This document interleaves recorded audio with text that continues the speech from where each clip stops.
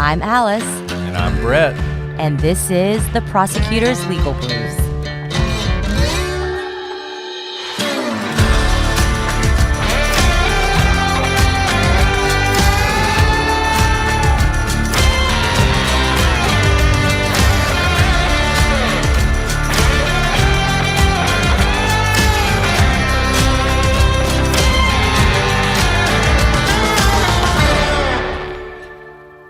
Hey everyone, welcome back to the Prosecutors Legal Briefs. I'm Alice, and I'm joined, as always, by my preeminent co-host, Brett. Thank you, Alice. It's so great to hear from you. I just can't tell you how happy it makes me to hear from you. I've been in a training for the last week, so I've been out of town. I haven't got to hang out with you, and I'm just over the moon that we're doing this tonight. Let's just say work is not the same without you. It's a sad place without you. I've missed you. Aw, I've missed you too. Well, partly I have miss you missed you because I can hear, we share the wall at our office, and I can hear all your conversations through the wall, and it's really sad not to have someone to eavesdrop on. Just silent. I guess I need to stop saying all those bad things about you then. Well, you make up with them with our other podcast and your wonderful words for me. So We'll just call it even. There you go. We got to keep you grounded, Alice. It's like the Roman emperors who had someone who whispered in their ear, "You are only a man." In this case, you are only a woman. You are only a woman. I am but woman. You are but woman. Well, Brett, welcome back. And I want everyone to know that Brett, got off an airplane, just rolled into town, hasn't seen his family all week, and he texted me and was like, let's record tonight. And boy, do we have a show for you tonight, because this is something we could probably talk many episodes about, and we just indeed might. But it's something that comes up often, and it's a phrase that you all have heard before, but do you actually know what it means? And that is ineffective assistance of counsel. As a matter of fact, you heard it in our second episode, our second Legal Briefs episode, and we were talking about sort of a flavor of it, a Supreme Court opinion that recently arguably limited your ability to raise it in certain circumstances, and people reached out and wanted to know more about ineffective assistance of counsel itself. It's something we've talked about in the other podcast in some different contexts, but maybe not in as much depth as we're going to talk about it today. And Alice is 100% right. This is a topic that comes up in really every appeal, certainly every innocence case. If you know a case where there's a claim of innocence, there's always going to be a claim of ineffective assistance of counsel, even if it's not put that way. You'll hear people talk about the lawyer wasn't any good, he didn't do any investigation, he barely talked to his client, he showed up drunk, he wore the same rumpled suit every day. I mean, I'm just thinking of things I've heard in different cases. Those of you who liked Making a Murderer, Brendan Dassey's lawyer really comes off as an example. I mean, in that documentary, they really wanted to present him as sort of the quintessential ineffective attorney. Stephen Avery's lawyers were very good, and they're sort of the heroes of the documentary, but Brendan Dassey's lawyer just really comes off bad. And that's really something that people point to, because a lot of times, by the time you're hearing a innocence case, a claim of innocence, a habeas case, many years have passed since the initial conviction, and really what you're left with is ineffective assistance, because your direct appeal, which is your appeal after your conviction, where you're really arguing about whether you're guilty or whether the judge ruled incorrectly on certain legal questions, or whether the jury was biased and that sort of thing, whether the prosecution withheld evidence, that appeal has been decided long ago, and you lost it, and that's why you're still in jail. So you really do turn to this ineffective assistance thing, and it's really important, and that's why we wanted to talk about it. Absolutely. And like so many legal terms or legal principles, there is a famous Supreme Court case that tell us what ineffective assistance of counsel is, and that is Gideon versus Wainwright. It's not actually that one. Is it not? Oh, God. That's the one where that's when he gets counsel, right? Yeah, exactly. That's the first one. Before you can get, you don't have to cut that out because it's just true. Yeah, what I was thinking Gideon's Trumpet. Is that the movie? Gideon's Trumpet is about Gideon versus Wainwright. Yes. Oh my gosh. You know what? When we start recording at like 9:30, this is what happens.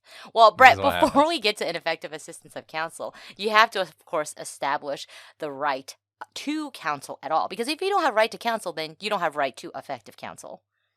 And we talked about that in episode 2, because you do not have a right to counsel at a habeas proceeding. And because of that, you don't have a right to effective counsel, which means you can't make this ineffective assistance of counsel claim. But you do have a right to counsel at trial, but it wasn't always that way, or at least not in the way we think of it now. Not until a case called Gideon versus Wainwright. It's a very famous case. There's a book written about it. There was a movie made about it. And it's kind of funny. Some of the biggest Supreme Court cases have humble beginnings. And in this case, you had Gideon, who was kind of a local criminal, sort of down on his luck guy, low-level criminal. He breaks into a pool room in Florida to rob it. And he doesn't succeed, and he's charged with a misdemeanor. So, misdemeanor crime, barely anything. He goes to trial on this misdemeanor charge, and he demands a lawyer.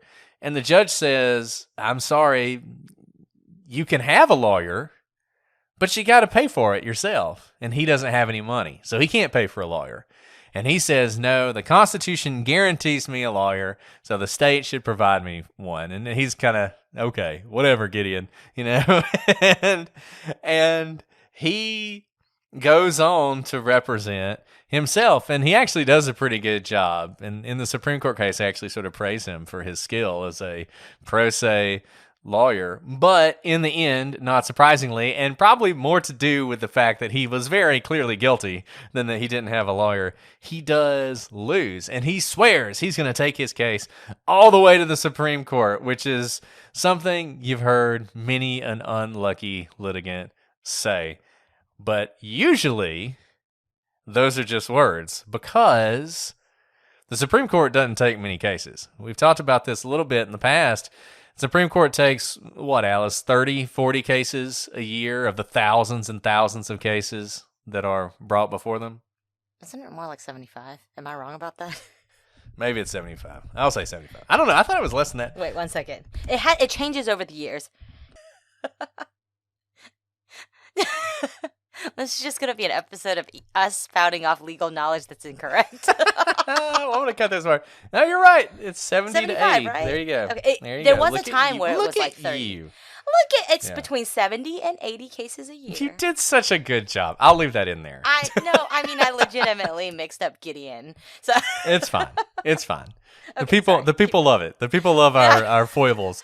So as Alice noted, it's more like 70, but we're talking about 8,000 or so petitions a year, and they are granting oral argument on 75 cases. And that's of the petitions that are filed. There are thousands of more cases that no petitions filed, there really isn't an appeal, or it ends after an appeal to the circuit court. So it's just very, very few cases that make it to the Supreme Court. But when Gideon appealed, they actually took his case. Now, what's interesting about this is Gideon, he had some room to stand on. This was a developing area of the law, but nevertheless, he had a case up against him that didn't help. It's called Betts, and the Supreme Court had ruled in that case that, yes, the right to counsel is fundamental, but not fundamental such that the state not only has to acknowledge it, but has to pay for it, has to provide you a counsel. As we all know from your Miranda rights, you have a right to an attorney, and if you can't afford one, one will be provided to you. But not at this time. At this time, the Supreme Court had said, no, you have a right to counsel, but you don't have a right to have one paid for. And today that seems strange because we live in this, you just know that if you get arrested, you're going to be provided a counsel. Yeah, we live in a Gideon world, but you have to remember the right to an attorney is based on a time, if you go back to the 1700s when the Constitution was ratified, you had a situation where the British did not always allow you to have representation. It was one of the things that people feared from their government is that they would deny you the right to go out and hire a lawyer of your own to represent you in your interest. So it was very important to the founders to protect that right, to be able to go get yourself a counsel. But nobody really thought of it as, well, not only can you go get one, but we're going to pay for it. And it wasn't until this case comes along, I believe in 1962, that the Supreme Court said, you know what? We're going to reconsider this precedent that we've had for a long time, and really that goes back until the founding of the country. If you think about it, we're going to reconsider that and look to see whether or not maybe the right to counsel goes beyond merely we can't deny it to you, but we have to give it to you. And this is truly groundbreaking when it comes out. And here is what the Supreme Court said when it reconsidered its previous decision. From the very beginning, our state and national constitutions and laws have laid great emphasis on procedural and substantive safeguards designed to assure fair trials before impartial tribunals in which every defendant stands equal before the law. This noble ideal cannot be realized if the poor man charged with crime has to face his accusers without a lawyer to assist him. The right to be heard would be, in many cases, of little avail if it did not comprehend the right to be heard by counsel. Even the intelligent and educated layman has small and sometimes no skill in the science of law. If charged with crime, he is incapable, generally, of determining for himself whether the indictment is good or bad. He's unfamiliar with the rules of evidence. Left without the aid of counsel, he may be put on trial without a proper charge, and convicted upon incompetent evidence or evidence irrelevant to the issue or otherwise inadmissible. He lacks both the skill and knowledge adequately to prepare his defense, even though he have a perfect one. He requires the guiding hand of counsel at every step in the proceedings against him. Without it, though he be not guilty, he faces the danger of conviction because he does not know how to establish his innocence. This is huge. All of you listening to this may be thinking, well, of course. But like we've already gone through the procedural history of how the Supreme Court ended up here, this was not the case. They're saying essentially that if in fact justice is to be blind and the law applies equally to all, not just the application as to who is prosecuted, right? We've talked about this, how the ideals of justice is that the law applies equally to everyone, no matter what they look like, who their parents are, how much money they have. But here, the Supreme Court is expounding upon that principle and saying not only is it equally applied to you, the law is equally applied to you, but your defense to it is not only that you can be heard. You don't just have a right to be heard, you have a right to be heard through counsel who has specialized knowledge in the court system and in the legal system. And you can see how this can be very, very useful. I mean, the reason we take so many sidebars and we have this entire new podcast called Legal Briefs is because there's an entire area of law that the layperson doesn't know. You don't know what the letters 404B mean. Those are the rules of evidence. That's why we explain those things as we talk about in this podcast and also in our other podcast, The Prosecutors, throughout, storytelling of true crime stories. These things are not just known to everyone. They are knowable, but they are not naturally known to people if you haven't studied it.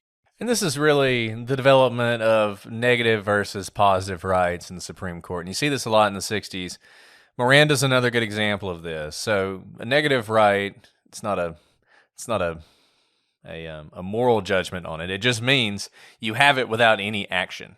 So you have a right to counsel. Nobody has to do anything to give you that right. As long as they don't take steps to prevent you from having one, your negative right is protected. You can go out and hire anybody you want. That's your right. A positive right says the fact that you have the right means there is an obligation on the state to provide it to you. So you have a positive right to counsel. It's not just that you have a right to it. We have to give it to you if you can't afford it. Miranda's a similar thing. You have a right to remain silent. Well, now under Miranda, we have to tell you that you have a right to remain silent. The state now has to take an action to make sure that this right that you have is realized in sort of a concrete way. And look, somebody was asking about this and asked us to talk about this some more, was concerned that one of the problems with habeas is, does it mean that someone who has less money than someone who has more money has less possibility to succeed on habeas? And yes, that is true. If you can't afford a lawyer, a habeas attorney, it's much more difficult to succeed on habeas. And a lot of times, for death penalty cases, for instance, you almost always have a lawyer because there are so many organizations that are dedicated to ensuring that everyone on death row at every stage of their litigation has an attorney. But if you're put in jail for, petty theft or robbing a bank, you're probably not going to have a lawyer unless you can afford one. And less of a problem at the habeas stage than it is at the trial itself. But, I think it's a legitimate thing to say it's still a problem. But nevertheless, that's a little far afield of where we are today. This is the Supreme Court saying for the first time, definitively, they'd hinted at it before, but definitively, you have a right to a lawyer, and if you can't afford one, the state's going to have to provide it. And so Gideon goes back and has his attorney, and I don't actually know what happened to Gideon. I never read Gideon's Trumpet or saw the movie, so I'm not sure if he won when he went back down and had his second trial with his attorney or not. We'll have to look that up later. So great. From that point forward, 1963 on, you're going to get a lawyer. No matter what, you're going to have a lawyer for your trial. If you can't afford one, state's going to pay for one. But that raises a new question. What if your lawyer is terrible? What if he sleeps through the whole trial? Or he's drunk the whole time? Or he gets up at closing and says, you know what, after hearing all that evidence from the prosecution, this guy is clearly guilty, and you probably should just find him guilty. I'd find him guilty if I was a juror, right? If your lawyer says something like that, what happens? Do you have any recourse? And the answer for 20 years or so was that's just tough. You have a right to a lawyer. You got a lawyer. He was terrible, but he was there. And it wasn't that you could never get relief if your lawyer was terrible, but they really had to be bad. I mean, bad to the point, really my last example might be a good example, where they essentially, not only are they not doing a good job, but they are shocking the conscience of anyone who looked at it, how bad they are. That was sort of the standard. It was like a last resort, extreme circumstance. There is an out where maybe you can have a new trial if your counsel is that bad. But that was it. Beyond that, you were just stuck with them. So then in 1984, so about 21 years after Gideon versus Wainwright is decided, the famous case that Alice was referencing earlier, Strickland versus Washington, is decided. And that really changes everything about habeas, appeals, and how we look at these cases. Absolutely. So notice, by the way, how slowly the law moves, and there are benefits. There's obviously pros and cons to this, but note how this is decades later that this kind of jurisprudence is developing. And now, like most people who lend their name to famous cases, Washington was really one terrible person. Over the course of 10 days, he terrorized the state of Florida with a crime spree, including 3 brutal stabbing murders, torture, kidnapping, severe assaults, attempted murders, attempted extortion, and theft. When Washington was appointed counsel, the attorney took a deep dive into his client's file and fell into what can only be described as an equally deep depression. Not only had Washington confessed to 2 of the murders, the evidence against him was overwhelming. Concluding that Washington's case was helpless, the counsel did very little to defend Washington, hoping instead that by not putting on much of a defense, the judge would take pity on Washington and at least spare his life. He did not. So Washington's sentenced to death, and he appeals his death sentence. And like so many people that will follow him, he doesn't argue that he's innocent. And this is something that I've said before, and I just like to reiterate it. Yes, there are people on death row in innocence cases who are saying, I am absolutely innocent of this. I didn't do it. I'm an innocent man. The vast majority of these cases, they're not saying that. They're saying their lawyer was ineffective. They're saying, yes, they they did it, but if the lawyer had only done all these other things, the jury would have taken pity on them and not given the death penalty. And Washington is pretty much making both those arguments. Now, he's not making an innocence argument, but he is saying, look, my counsel didn't do anything. He didn't do anything to defend me, on the one hand. And on the other hand, his argument for why I shouldn't get the death penalty was basically, well, he's accepted responsibility. Look at our terrible defense. We obviously didn't fight it. You should take pity on him. There was no sort of investigation into Washington or why Washington was the way he was or why he committed these crimes or maybe were there drugs involved? Was there mental illness involved? Was there a prior history of abuse? He didn't do any of that stuff. No mitigating investigation to try and show this judge that, yeah, this is a terrible person. He needs to go away forever, but take pity on him. Don't give him the death penalty.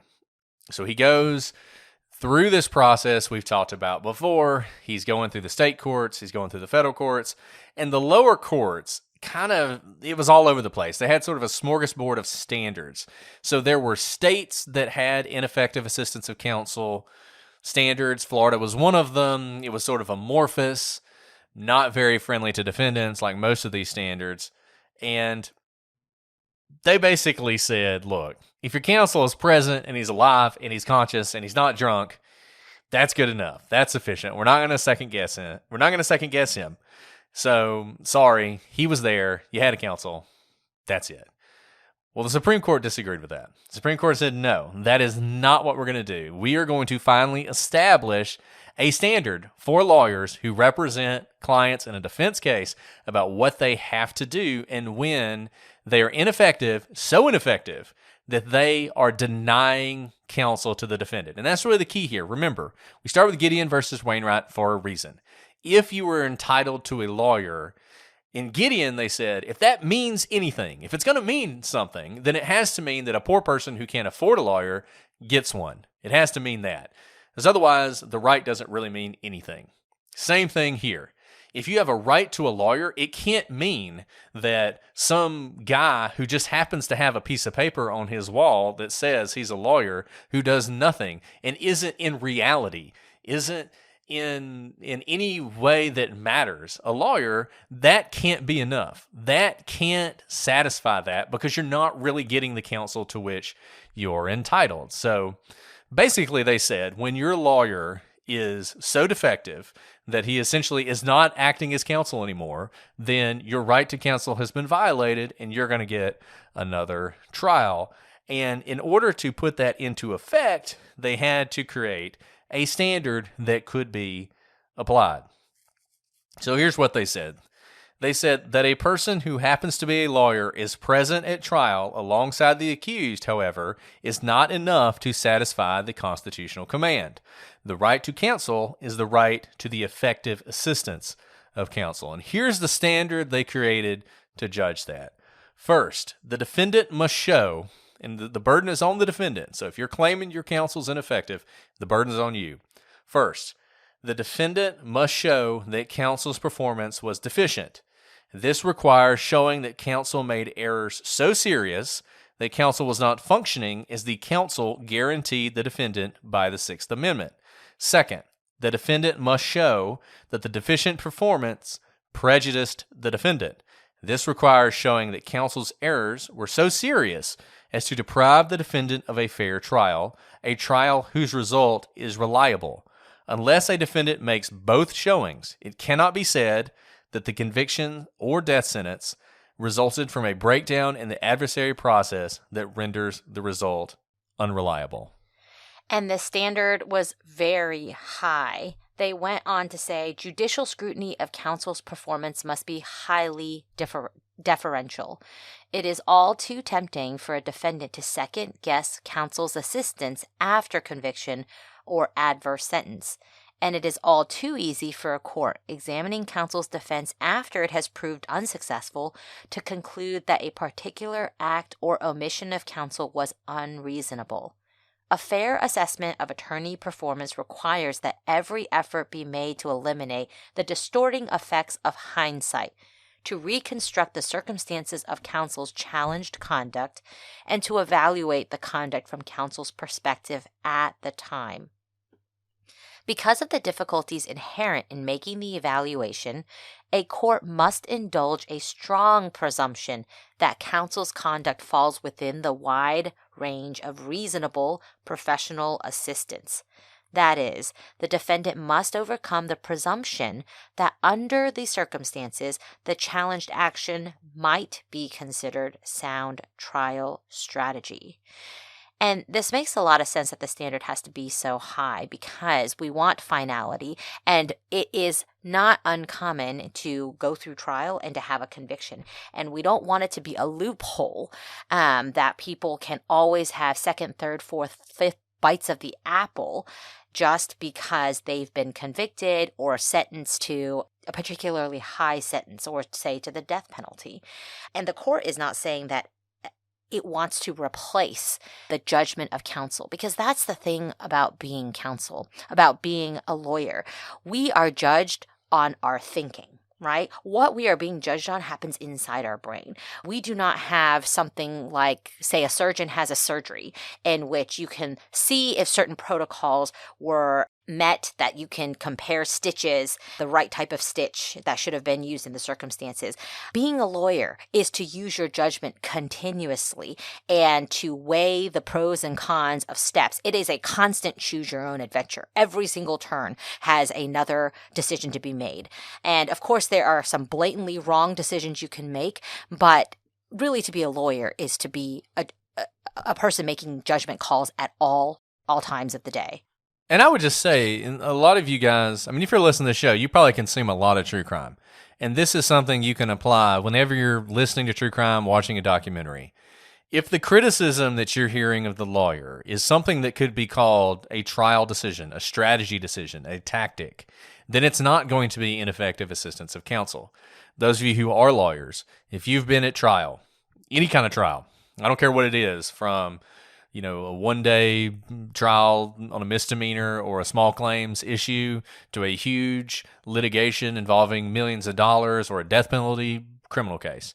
You make decisions all the time. You have to make choices all the time about the evidence you're going to put on, the questions you're going to ask, the defenses you're going to use, the prosecutions you're going to have. Alice and I, our trial we had earlier this year, we were making decisions about witnesses we were going to call on the fly every day. Every day we would meet at the end of trial. We'd talk about the day, how it had gone, how we thought things were going, what we thought the jury was thinking, how the timing was. And we would make decisions where if things had gone differently and we had lost, people would have second-guessed us and been like, I don't know why you did that. We had a cooperating co-defendant we didn't call, who we had prepped and was ready to go, and we didn't call him because we made the strategic decision that it wouldn't help our case, and it probably, because of the length of the trial and everything else, it would be a net negative. We made that call. If we had lost the case, people would have asked, why didn't you call that person? And not even just who we were going to call. Literally every question, we were on our feet 10, 11 hours a day in the courtroom. And, there were witnesses on the stand for multiple days. Each question you had to adjust. And so, for example, if we had prepped a witness to say, was the traffic light red? And you thought that the witness was going to say red, and it's your own witness, and you've written reports saying that this witness has said the traffic light was red. And then you ask him the question, what color was the traffic light? And he says green. You have to decide at that very moment, am I going to impeach my own witness? Am I going to have him clarify? Am I going to just completely switch gears and pretend like I never asked that question? Or do I embarrass him on the stand, or worse, call him a liar? These are all, we're just giving you a flavor of the types of trial decisions that happen at every turn and every corner. Each trial, let's say a one-day trial, a super short trial, a one-day trial, you are called to make, hundreds, maybe thousands of trial decisions, and then extrapolate that out to a week-long trial or a month-long trial. And you can begin to see how many minute decisions could be questioned and what the what the court is trying to say with this high standard is we will not sit on a lawyer's shoulder and critique every move they make if it could be up to discretion, because we are not in the business. There's no one size fits all for law, and we cannot be there to sit on everyone's shoulder to a judge whether that one move was ineffective. And so you've already got this very high standard. To even show deficient performance is really difficult. It can't be a strategic decision. It can't be with the benefit of hindsight. It has to be something that if you were sitting there in the courtroom and the lawyer did it or didn't do it, you would immediately be like, what in the world? That is crazy. No competent lawyer would do what they just did. It has to be something like that. But that's only step one. So step two is, in addition, you have to show that the fact that this counsel was not functioning as a lawyer prejudiced him in a concrete, demonstrable way. It hurt him. It hurt him and his case in a way that you can point to and that you can show affected the outcome of the case. And this is what the court said about that. The defendant must show that there is a reasonable probability that, but for counsel's unprofessional errors, the result of the proceeding would have been different. A reasonable probability is a probability sufficient to undermine confidence in the outcome. So if you look at the error and you say, oh man, that was a dumb thing. No lawyer would have done that. Totally ineffective. Shouldn't have done that. But if you look at all the rest of the evidence, you look at how the trial went, you compare that to the mistake, probably not going to matter, right? Then, even though you showed the deficient performance, you didn't show the prejudice, and therefore, you wouldn't win on that. And this goes back to something we've talked about a lot in the other show. You're entitled to a fair trial, but not a perfect trial. And it is not good enough to point to some error, no matter how egregious, with some exceptions. I mean, there are things they call structural errors. And structural errors mean that if it's a structural error, you get a new trial. So a good example of that would be if you racially discriminate against African-American jurors, for instance. That's a Batson issue, and if that is found to be the case, that's it, new trial. Doesn't matter if, everybody agrees that no jury ever would have found you not guilty. Doesn't matter, you get a new trial, it's structural. But those are very limited.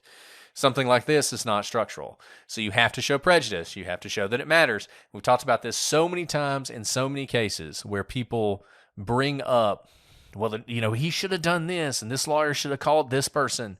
You guys remember Murder and Alliance? We talked about there was this argument that there was this witness who said he saw someone coming out of the house that day carrying garbage bags, and the lawyer should have called that person, and the fact that he didn't is ineffective assistance. And you looked at the actual transcript, and it turned out that the guy wasn't really clear about whether or not the person was coming out of the house. He wasn't really clear when he saw him, or whether there was somebody that it wasn't somebody that looked like any of the possible suspects. I mean, his story was just really weak. It was really weak. So even if you could say the lawyer should have called him anyway, which you probably would not get to that because the weaknesses in his testimony are reasons for the lawyer not to call him, strategic decision, but assume you got past that. The fact that his actual testimony would have been pretty weak, especially up against all the evidence, means you're not going to win on ineffective assistance of counsel. So here you have this case with Washington. Washington wins. He establishes this new standard for ineffective assistance of counsel. Good for him, right? Well, no. He may have established a right to effective counsel, and he may have set the standard by which courts were going to judge whether a counsel was effective, but he himself failed the standard. And the court said, under this standard, your lawyer, who was basically so depressed by the overwhelming evidence that he didn't do anything, he wasn't deficient. And 2 months after winning, essentially, this Supreme Court case and lending his name to a rule that has been applied in thousands of cases, 2 months later, he was executed by the state of Florida. So his counsel might not have been much of a counsel, but the evidence against him was just too much to overcome. I think when we first started, we said these episodes were going to be 20, 25 minutes. And obviously we love to talk. So we've already hit more than half an hour. And we hope this law lesson has been helpful for you. If you take away nothing today, know how common law works. Know how these opinions all talk to each other and they build upon each other. We didn't end up at Strickland from no right to counsel. There was an obvious discussion over time among the justices, among the Supreme Court, to build up to where we are today. And that is how our common law system works. And it's a fascinating one. And that's why we tell you to go read these opinions for yourself, because it is not just a holding that matters. It's not just a clickbait article that matters. It's the reasoning that matters and how the courts reach their ultimate decision. So even though the Supreme Court said you need someone with specialized knowledge, even though the courts have said that you should have access to counsel when you've been accused of a crime, the reality is all court opinions are accessible to everyone. They are written in our language. They should not have that much legalese in them. It shouldn't take any specialized training in order to understand the reasoning. So if you want to learn more about this, you should go read these opinions, and we'll make them available to you as well. So is there anything else you'd like to add, Brett? We were asked to cover this by Whoa, Son. And he asked us, is there a famous case that we can use to sort of exemplify this and explain how it might work in real life? And, we looked, and I don't know about any famous cases, but we did find one that I think if we go through it, we might see how this standard is applied. And that is the case of the state of Maryland versus Adnan Syed.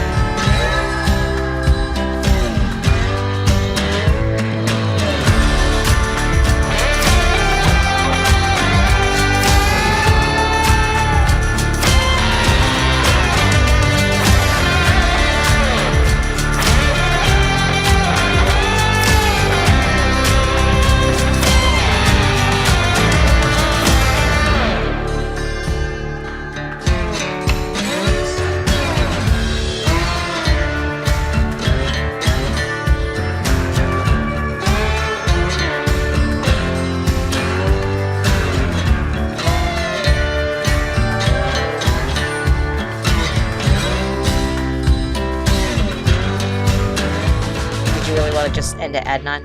Well, you gotta say the thing. Until next time, then. I'm Alice. And I'm Brett. And this is the Prosecutors Legal Briefs.